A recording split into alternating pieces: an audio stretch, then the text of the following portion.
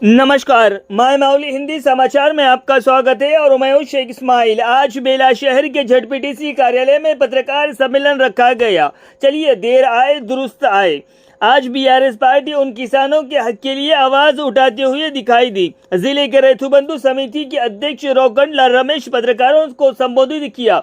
उन्होंने कहा है कि कांग्रेस पार्टी के वोट लेने का तरीका कुछ अलग ही है। जिस तरह से योजना बताकर जनता को, किसानों को, मजदूर वर्ग को लुभाया। चुनाव के दौरान कई वादे किए थे, लेकिन सत्ता में आने के बाद उन्होंने सभी वादे बदल दिए और किसान आस में बैठे हैं कि हमें ऋतु भरोसा मिलेगा, हमें ऋण माफी तुरंत होगी, बुजुर्ग पेंशन में बढ़ोतरी होगी, किराए से खेती करने वाले को सालाना मुआवजा मिलेगा। लेकिन इन बातों पर, इन वादों पर और इनके वहीदों पर सरकार बात ही नहीं कर रही है। महालक्ष्मी के तहत महिलाओं को 2500 रुपये, चुनाव जीतते ही ये सब उन्हें ख्वाब लगा। लेकिन अब बीआरएस पार्टी खामोश नहीं बैठेंगी। जिस तरह से लोगों से वादे किए थे वो पूरा करें। मंडल लेवल से लेकर तो जिला स्तर पर हम धरना प्रदर्शन करेंगे।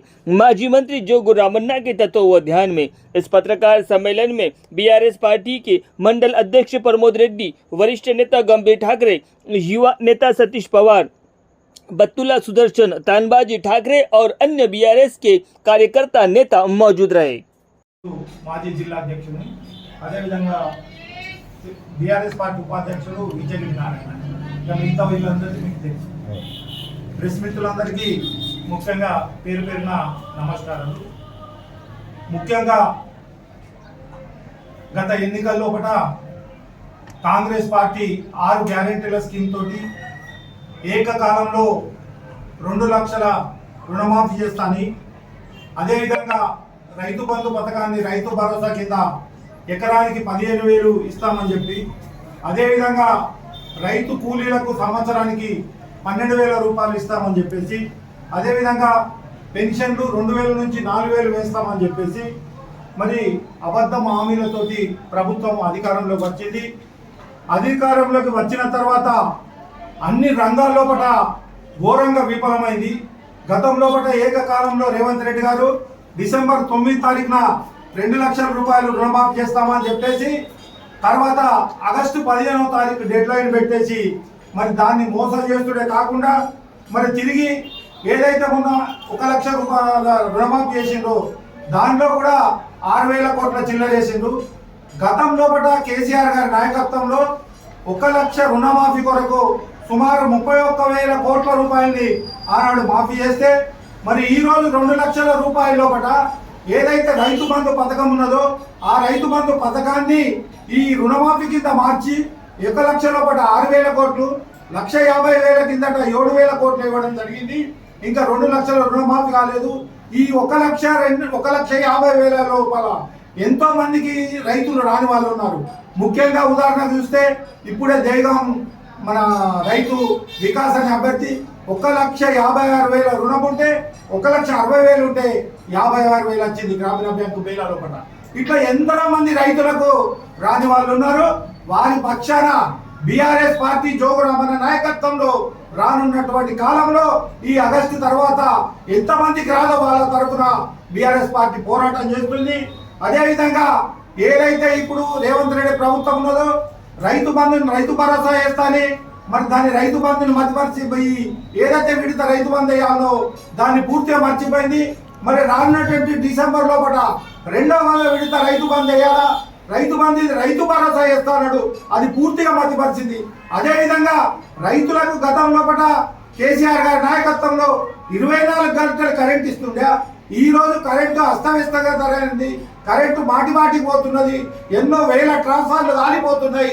రైతులు అజమ గౌరవంలో ఉన్నారు కాబట్టి రైతులను ఆదుకోవాలని చెప్పి రైతుల తరఫున మేమందరము పోరాటం చేస్తాము. అదేవిధంగా ప్రభుత్వాన్ని డిమాండ్ చేస్తున్నాము. రుణమాఫీతో పాటు ఏదైతే రైతు భరోసా ఇస్తాడో ఆ రైతు భరోసా కార్యక్రమాన్ని కూడా ఎకరానికి 15,000 రూపాయలు ఇవ్వాలా. ఇవ్వకపోతే ఆగస్టు తర్వాత రామన్న గారి నాయకత్వంలో ఆదిలాబాద్ జిల్లాలో రైతుల తరఫున పెద్ద ఎత్తున కార్యక్రమాలు తీసుకుంటామని చెప్పేసి మేము కోరుతున్నాము. అదేవిధంగా ఈరోజు కాంగ్రెస్ పార్టీ అబద్ధ హామీలతోటి రైతులను మోసం చేస్తున్నది. అన్ని రంగాల్లో విఫలమైంది. కరెంట్ ఇవ్వడం లేదు, అదేవిధంగా రైతు భరోసా ఇవ్వడం లేదు. మరి ఏదైతే రైతు కూలీలకు ఏడాదికి సంవత్సరానికి 12,000 రూపాయలు ఇస్తారో అది పూర్తిగా మర్చిపోయింది.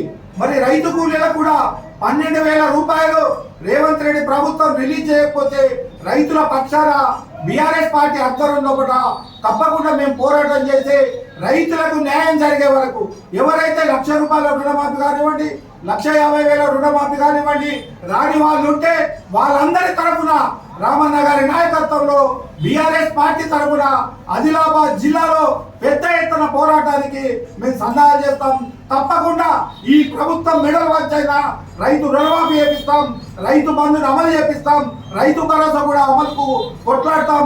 అదే విధంగా రైతు కూలీలకు ఏదైతే 12,000 రూపాయలు ఇవ్వాలో నేను మనవి చేస్తూ, మరి అదేవిధంగా కౌలు రైతులకు కూడా ఏదైతే గత ప్రభుత్వం ఇస్తా అని చెప్పిందో మరి అది కూడా కౌలు రైతుల తరఫున ప్రభుత్వానికి కొరకు మేము కౌలు రైతులకు ఏదైతే గతంలో ఎన్నికల్లో హామీ ఇచ్చిందో ఈ ప్రభుత్వం కౌలు రైతులకు కూడా న్యాయం చేయాలని చెప్పేసి ఈ పత్రికాముఖంగా మేము ప్రభుత్వాన్ని డిమాండ్ చేస్తున్నాం.